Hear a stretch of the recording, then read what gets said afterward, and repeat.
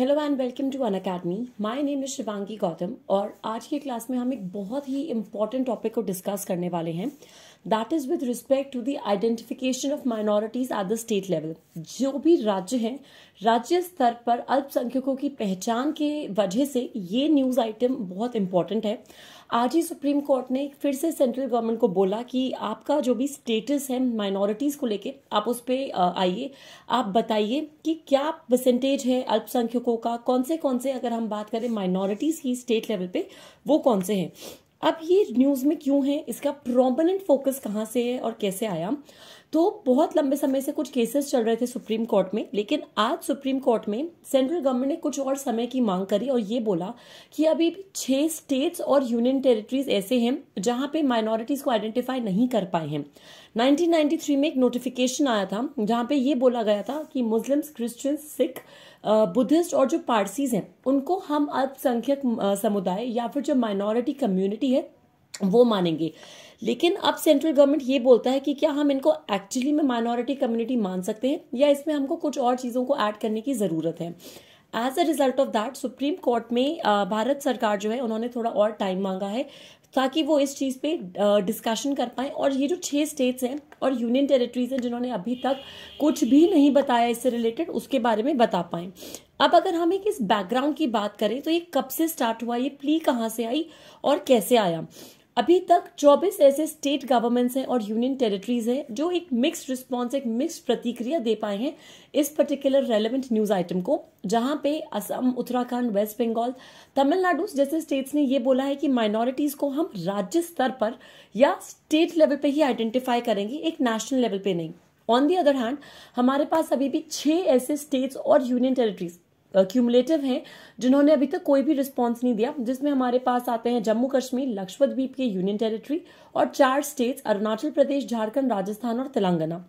Supreme court ने पूरे इस केस में सुझाव करते हुए समय सीमा दी है या डेडलाइन दी है सेंट्रल गवर्नमेंट को और ये बोला है कि आप 21 मार्च 2023 यानी इस वर्ष के 21 मार्च तक आप हमको डिटेल में बता दीजिए कि भाई ऐसे कौन से माइनॉरिटी ग्रुप से अल्पसंख्यक समुदाय हैं हिंदुस्तान में। अब इसी के साथ एक रेलेवेंट क्वेश्चन ये आता है, ये स्टोरी आई कब से न्यूज में, इसका जो टाइम फ्रेम था वो कब से आया। तो हिंदुस्तान की अगर हम कभी भी बात करें, जो नेशनल कमीशन है माइनॉरिटीज का, जो राष्ट्रीय अल्पसंख्यक आयोग है, उन्होंने ये बोला था कि रिलीजियस और लिंग्विस्टिक जो माइनॉरिटी कम्युनिटीज हैं उनको स्टेट वाइज आप आइडेंटिफिकेशन दे दो।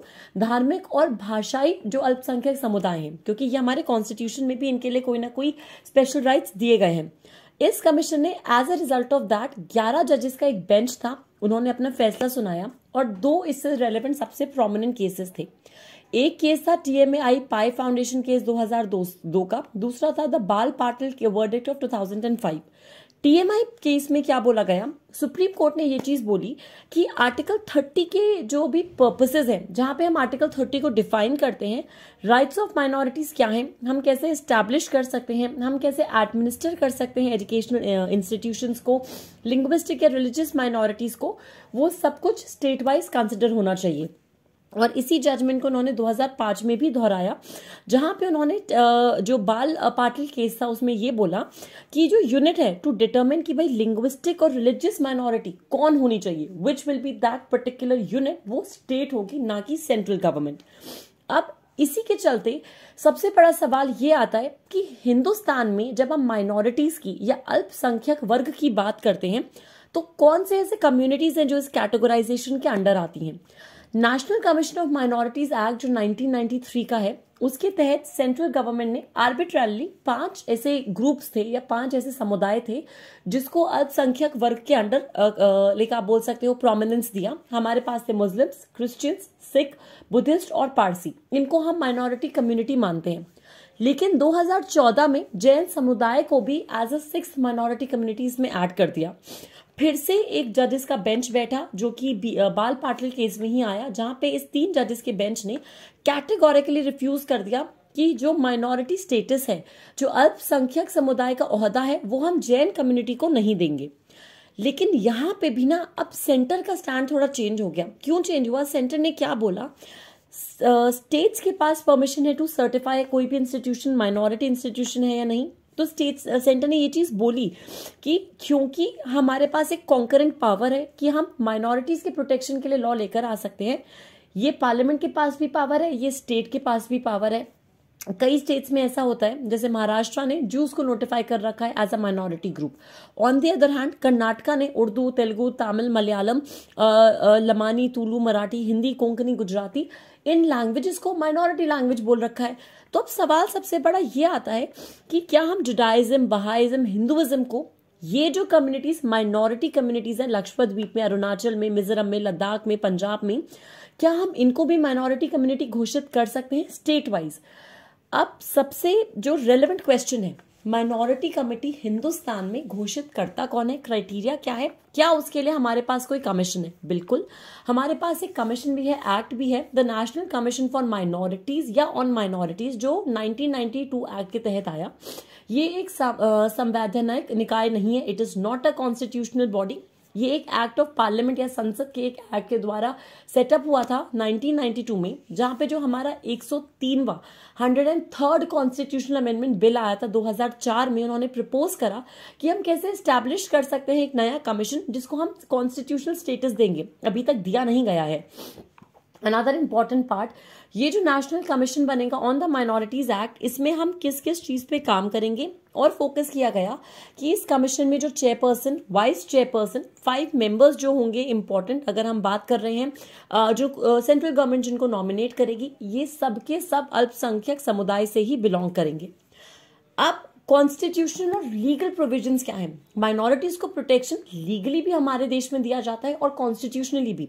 तो लीगली अगर हम देखें, हमारे पास national commission for minority education institution NCMEI act 2004 है, जहां पे इन लोगों का जो एनेक्स्चर है, जहां पे आप ये देख सकते हो कि इस एक्ट 2004 के तहत इनको हम किसी ना किसी तरीके से प्रोविजंस या सपोर्ट देते हैं।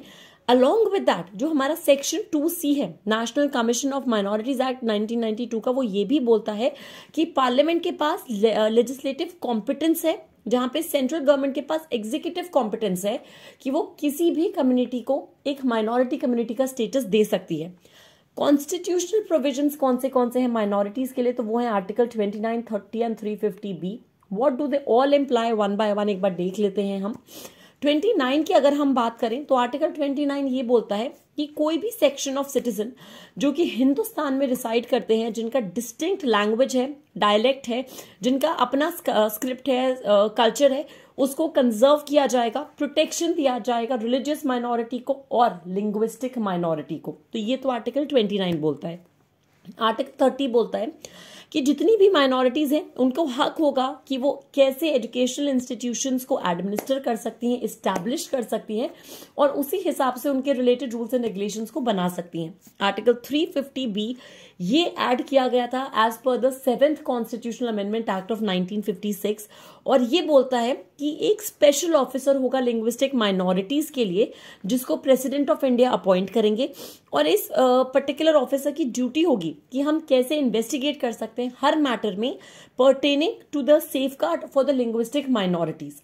तो अब सबसे बड़ा सवाल ये आता है कि सुप्रीम कोर्ट ने जो फटकार लगाई सेंट्रल गवर्नमेंट को, वो यही लगाई कि आप जिस यूटी की बात कर रहे हो, जिन एरियाज की बात कर रहे हो, जिन 6 स्टेट्स है यूटी का, आप बोल रहे हो कि अभी हम रिजल्ट अवेटेड है इनका, ये तो आपकी ही एडमिनिस्ट्रेशन के अंडर आती हैं, यूटी तो आप ही के एडमिनिस्ट्रेशन के अंडर है, बाकी कई सारे स्टेट्स जो इन लिस्ट में आते हैं वो आप ही के अंडर आती हैं, तब भी क्यों डिले हो रहा है इस पर्टिकुलर चीज में? इसी से रिलेटेड हमारे पास एक सवाल भी है। प्रीलिम्स 2011 में ये सवाल आया था अल्पसंख्यक कम्युनिटी से रिलेटेड कि अगर कोई भी रिलीजियस सेक्ट या कम्युनिटी है हमारे पास, उसको अगर नेशनल माइनॉरिटी या राष्ट्रीय अल्पसंख्यक स्टेटस दिया जाता है तो कौन से स्पेशल एडवांटेजेस उसको मिलते हैं। For all the people who have been with me या मेरे क्लासेस देखते आ रहे हो, we have discuss this question a lot of times, but आप लोग ध्यान से पढ़िए, अगले क्लास में इसका आंसर हम जरूर देंगे, या in the comment section the team will pin the answer. Read the question and then answer कि out of the given 3 advantages या स्पेशल एडवांटेजेस, रिलीजियस कम्युनिटी जिसको एक नेशनल माइनॉरिटी स्टेटस दिया गया है, उसको कौन से एडवांटेजेस मिलते हैं। तो आज के क्लास में मेरी तरफ से इतना ही। Stay tune for more at Unacademy. Thank you so much. Like this video, share it as much as you can, and subscribe कीजिए अनअकैडमी UPSC अनस्टॉपेबल चैनल को। Thank you guys and have a fantastic day.